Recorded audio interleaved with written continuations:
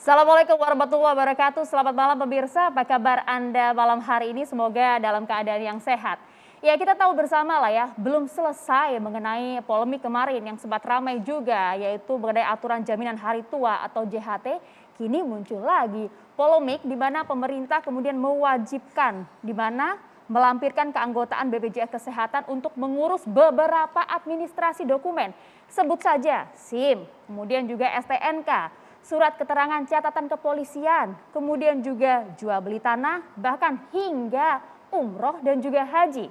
Ini masih ramai dibahas, ada yang juga pro, ada juga yang kemudian kontra. Jadi sebenarnya aturan ini untuk mempermudah rakyat ataukah justru sebaliknya? Nah, kita dengarkan dulu informasi berikut ini.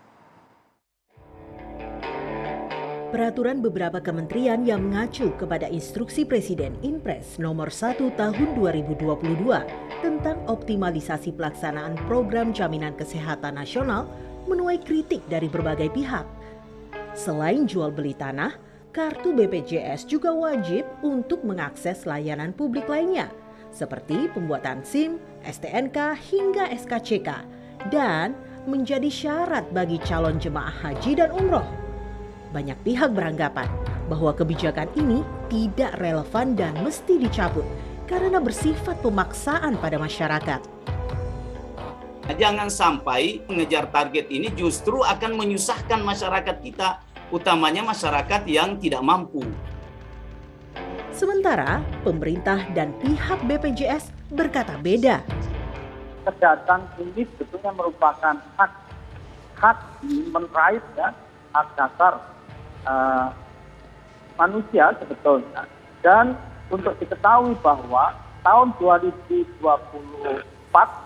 itu RPJMN telah menetapkan 98% penduduk Indonesia itu harus sudah tersampaikan atau memiliki vaksin. Apakah masyarakat telah siap menjalankan aturan yang akan mulai berlaku per Maret 2022 ini? Dan apakah instruksi Presiden Jokowi ini akan mempermudah masyarakat dalam mendapatkan pelayanan kesehatan? Atau malah makin mempersulit hidup rakyat dengan administrasi yang begitu rumit?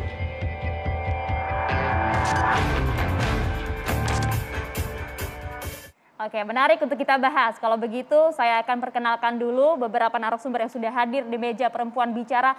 Perempuan hebat semuanya yang ada di samping saya. Kalau begitu, saya perkenalkan dulu ada Mbak Devi Ramawati, pengamat sosial. Kabar sehat Mbak Devi? Alhamdulillah, insya Allah sehat. Alhamdulillah. Dan juga ada Ibu Kurniasih Mufidayati, ini anggota Komisi 9 DPR RI fraksi PKS. Assalamualaikum Bu. Waalaikumsalam, salam sehat. Salam sehat juga untuk kita semua. Dan juga saya ingin menyapa ada Ibu Husnul Maria, dosen ilmu politik UI. Assalamualaikum, selamat malam. Waalaikumsalam, baik-baik semuanya ya pemirsa. Amin. Kalau kabar sehat nih kabar yang paling penting untuk dinanti ya, untuk di tengah pandemi saat ini. Oke, kalau begitu saya juga ingin menyapa juga, ini ada Profesor Ali Gufron Mukti, Direktur Utama BPJS Kesehatan, nanti juga akan bergabung bersama kami di sini. Tapi sebelumnya kalau begitu, saya langsung mau bertanya dulu ke Mbak Devi. Tadi kita sudah lihat ya Mbak ya, bagaimana tayangan informasi yang sudah kita tayangkan di awal. Kalau misalnya dilihat Inpresnya kan kemarin muncul sekitar awal Januari, kemudian saat ini baru ramai, nanti per 1 Maret kemudian baru diimplementasikan. Terlalu terburu-buru tidak sih? Masyarakat kita sudah siap memang ya? Begini, memang yang ingin saya sampaikan terkait program BPJS ini yang kurang adalah sosialisasi. Jadi kalau bicara, loh kok di era pandemi kenapa masyarakat wajib iuran?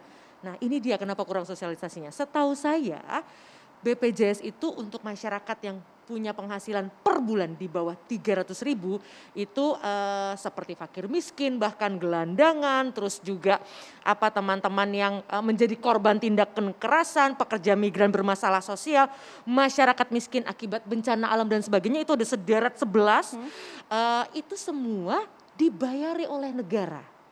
Jadi artinya bagi masyarakat, jadi spirit BPJS ini adalah gotong royong. Dulu saya 2015 itu belum punya BPJS.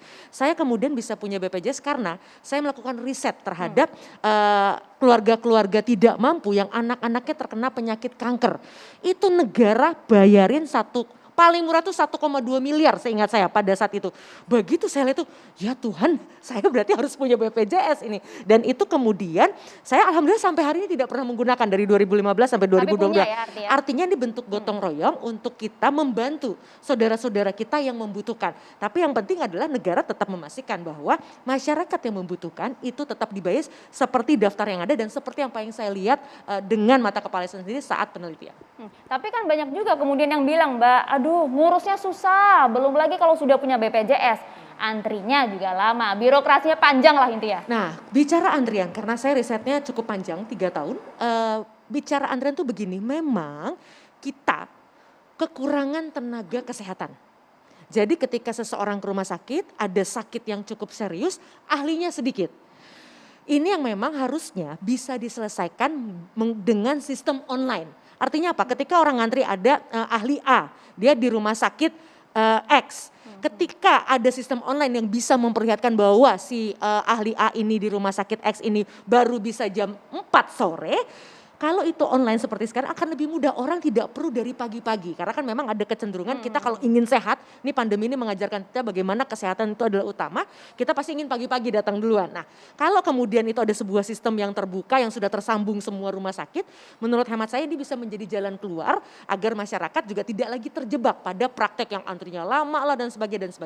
Oke, jadi sebenarnya penting ini. Oke, kalau begitu saya mau menyapa dulu ini Direktur Utama BPJS Kesehatan, Profesor Ali Gufron Mukti sudah terhubung bersama kami. Selamat malam, Prof.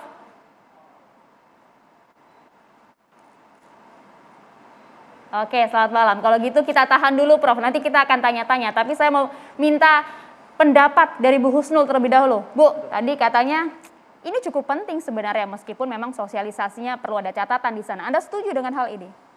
Pertama kita kembalikan lagi kepada tujuan kita membangun negara. Kan dalam Undang-Undang Dasar kita pembukaan melindungi segenap tumpah darah, mensejahterakan rakyat, ya, mencerdaskan dan ikut dalam ketertiban dunia. Nah, fungsi negara yang minimal itu adalah melayani untuk urusan kesehatan, pendidikan dan membuka lapangan pekerjaan. Sebenarnya itu minimal dari kalau kita bicara tentang welfare state. Nah, persoalannya dengan BPJS tadi dikatakan ada yang kelompok masyarakat gratis, ada yang model kayak saya dari sejak 87 saya jadi pegawai negeri kan, potong langsung sampai hari ini sekalipun saya belum pernah pakai askes sampai hari ini, ya. Tapi kenapa saya sempat pakai untuk kacamata? Tapi itu bukan askes karena di visip itu ditambahi. Jadi ada lagi. Waktu itu saya nggak mau tanda tangan. Kenapa tanda tangan?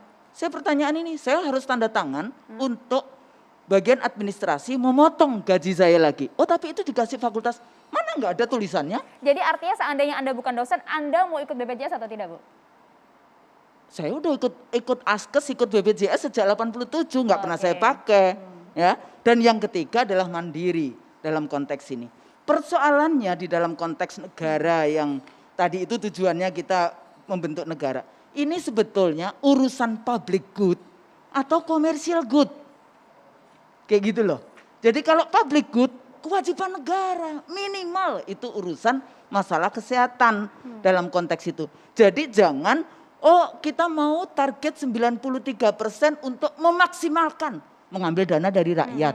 Nah ini persoalannya is not only just BPJS. Tadi kan ya dana haji, dana taspen, dana COVID, dana hari tua, semuanya bersatu ini persoalannya. Jadi pertanyaannya, ada apa negara ini? Kita sudah fail state, negara yang gagal di dalam mengurus rakyatnya, atau kenapa?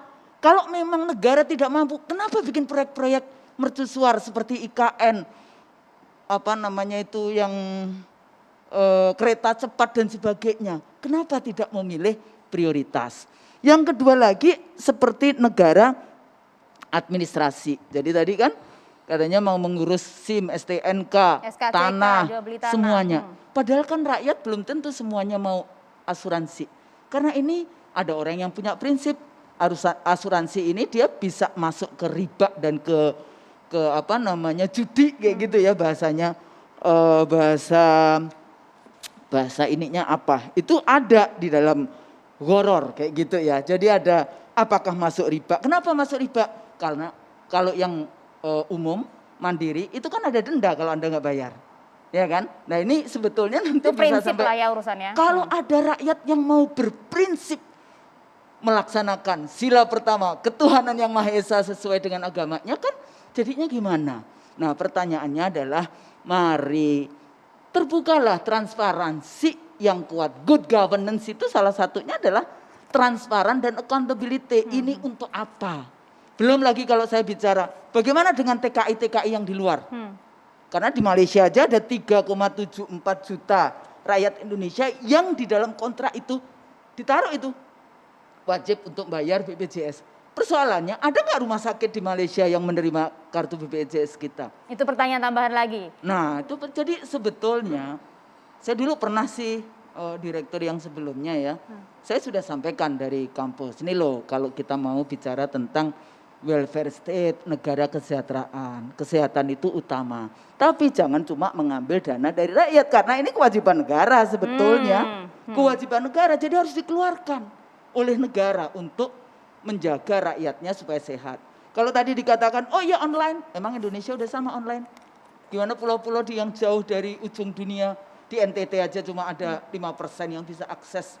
Ya anak-anak sekolah kita di Kalimantan aja 9% data-data yang akses kepada online internet yang seperti itulah. Ini kembali lagi mengurus negara memang tidak gampang. Ya, jadi coba kita baca dengan baik konstitusi kita. Apa sih tujuannya? Gitu. Tujuan Anda jadi pejabat itu kan ada sumpah jabatan. Nah, di situ kembali lagi melayani. Kadang-kadang saya bertanya juga enak juga sih jadi direktur BPJS. Berapa gajinya? Nah, nanti kita tanya kalau begitu. Kita tahan dulu, Bu Husnul. Kita juga punya pertanyaan untuk Pak Dirut. Jadi sebenarnya ada apa? Karena kalau tadi disampaikan oleh Bu Husnul, menjamin kesehatan warganya ini adalah kewajiban pemerintah. Saya minta jawabannya nanti ya Pak usai jeda sesaat lagi.